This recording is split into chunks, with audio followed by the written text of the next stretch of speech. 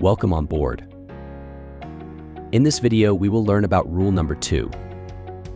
Nothing in these rules shall exonerate any vessel, or the owner, master, or crew thereof, from the consequences of any neglect to comply with these rules, or of the neglect of any precautions which may be required by the ordinary practice of seamen, or by the special circumstances of the case. In the event of a maritime navigational incident, due to the vessel crew's failure to obey the actions required by the collision regulations, then legal penalties will be enforced in a court of law.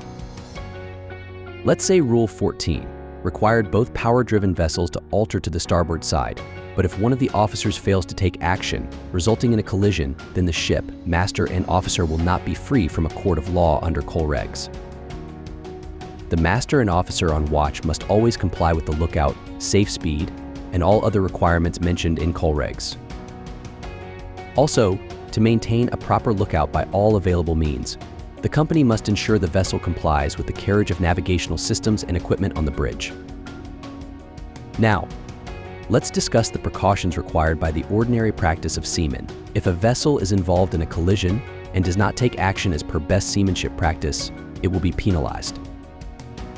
For example, even though overtaking in a narrow channel is not prohibited or restricted by Rule 9, it is prudent or best seamanship to slow down and wait until complete of the narrow channel and overtake.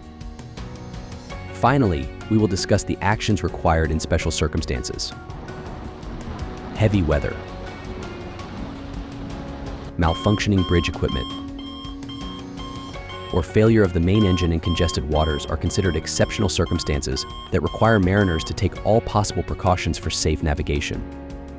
In construing and complying with these rules, due regard shall be had to all dangers of navigation and collision and any special circumstances, including the limitations of the vessels involved, which may make a departure from these rules necessary to avoid immediate danger.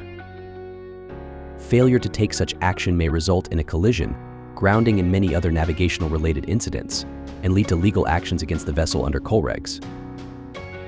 Thank you for watching, and don't forget to subscribe to our channel for more educational content.